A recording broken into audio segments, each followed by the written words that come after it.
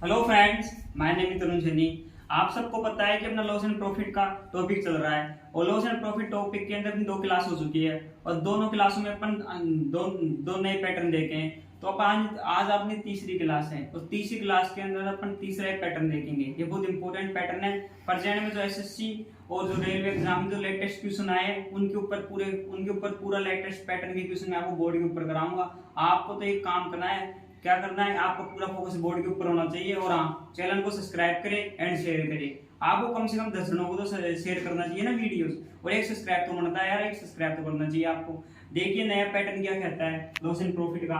SSC CGL tyre second 2022 के exam में आया हुआ क्वेश्चन है। देखिए क्या कहता है, पैटर्न थर्ड क्या कहता है। देखिए आइए, 10 रुपए में 11 की दर से कुछ वस्तु खरीदी गई, यानी 10 रुपए के अंदर 11 वस्तु खरीदी गई और 11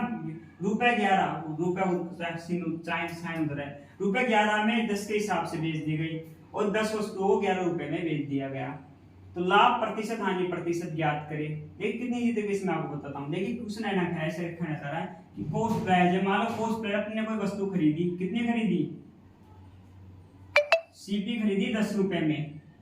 कोई वस्तु अपन ने 10 रुपए में खरीदी, सही है ना। कोई वस्तु 10 रुपए में खरीदी और कितनी खरीदी, 10 रुपए में कितने की दर से खरीदी, 11 की दर से खरीदी। यानी कोई वस्तु अपन ने 10 रुपए में खरीदी, सीपीए कॉस्ट प्राइस, कोई वस्तु 10 रुपए में खरीदी, यानी प्राइस आ गया ये प्राइस आ गया।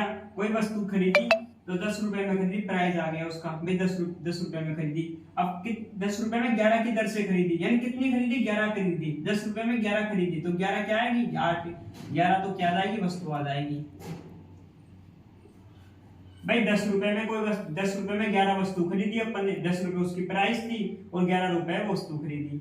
अब देखिए दूसरा क्या कहता है, रुपए 11 में 10 के हिसाब से बेच दी, यानी सेलिंग कर दिया। सेलिंग प्राइस, सेलिंग कितनी कर दी, रुपए 11 में, प्राइस कितनी थी 11 के अंदर, सेलिंग कितनी कर दी 11 की। 11 सेलिंग, इसको ऊपर लिख लेते थोड़ा,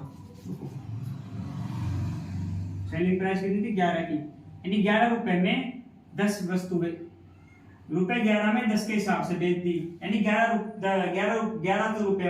रुपए में 10 वस्तु बेच दी। ऐसे कहना चाह रहा है क्वेश्चन। तो लाभ प्रतिशत और हानि प्रतिशत ज्ञात करो। भाई क्वेश्चन क्या कहना चाह रहा है, समझ में आ गया आपके। कॉस्ट प्राइस थी 10 रुपए में 11 वस्तु अपन ने खरीद ली भाई, और 11 रुपए में 10 वस्तु बेच दी। अब अपन को लाभ हुआ है, हानि हुआ है, उसका पता लगाओ।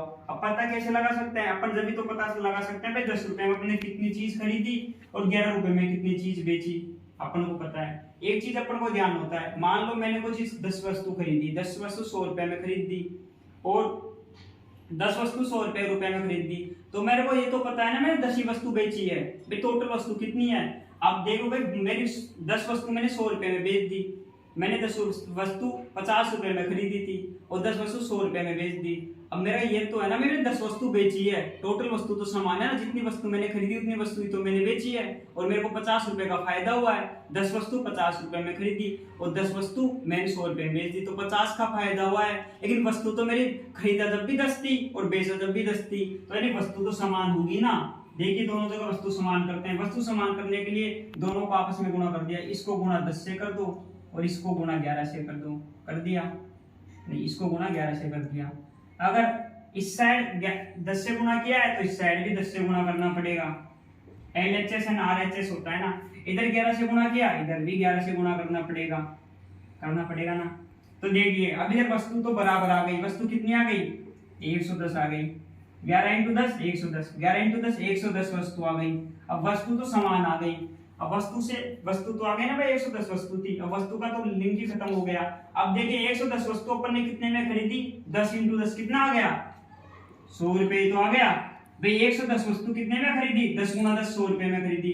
अब देखिए 110 वस्तु कितने में बेच दी, 11 × 11 कितना होता है, 11 को 11 से गुणा करेंगे तो 121 आएगा। अब सीधा खेल समझ में आ गया होगा आपको। 110 वस्तु 100 रुपए में 110 वस्तु खरीदी और 121 में 110 वस्तु बेच दी, तो क्या हुआ भाई 100 रुपए में 110 वस्तु खरीदी और 121 में 110 वस्तु बेच दी, तो फायदा तो हुआ है ना अपन को। कितने का फायदा हुआ, 21 रुपए का फायदा हुआ है। 110 में कोई वस्तु खरीदी और 121 में वस्तु बेच दी, तो 21 रुपए का फायदा हुआ है अपन को। तो देखिए आप सबको पता है प्रॉफिट कैसे निकलता है। प्रॉफिट होता है एसपी माइनस सीपी बटा 100 होता है ना।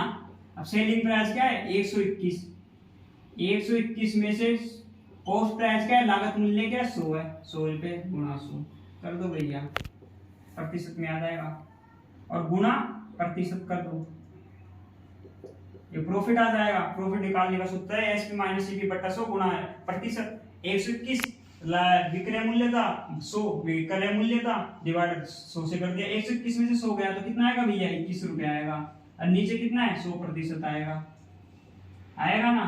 और गुणा, गुणा में क्या था परसेंटेज था, परसेंटेज था, परसेंटेज था ना, गुणा में परसेंटेज था। अब कर दो कितना आएगा प्रतिशत, लगाओ इधर, 2 0 से 2 0 गया, यानी 21% का फायदा हुआ है अपन को, 21% का फायदा हुआ है भाई। फायदा कितने को हुआ अपन को, एसपी माइनस सीपी अपॉन कितना आएगा यहाँ पे, फायदा अपन को सीपी पे ही होता है, समझे आप, 100 नहीं आएगा इधर सीपी आएगा। सीपी कितना था अपना 100 रुपए था, सीपी आएगा नीचे, सीपी आएगा SP minus CP upon CP. फायदा लाभ और हानि अपन को कॉस्ट प्राइस पर ही होती है, लागत मूल्य पर ही होती है। एसपी माइनस सीपी बटा सीपी गुणा प्रतिशत, 121 माइनस 100 सीपी 100 आ गया, प्रतिशत आ गया, 121 बटा 100 100 सीपी आ गया इंटू प्रतिशत आ गया, प्रतिशत से प्रतिशत 100 प्रतिशत मतलब 100 होता है, 100 21 आ गया, 21% का अपन को फायदा हो गया। समझे कितनी ये तरीके से मैंने आपको बताया कि प्रॉफिट अपन को 21% का हुआ है, कितनी ये तरीके से मैंने आपको बताया। ये एसएससी सीजीएल टायर सेकंड के अंदर आया हुआ है। अगर वीडियो आपको अच्छा लगा हो तो चैनल को सब्सक्राइब करिए और वीडियोस को शेयर करिए। कम से कम भी आपको 10 एक वीडियो को 10 जगह तो शेयर करनी चाहिए। अगर वीडियो, थैंक यू।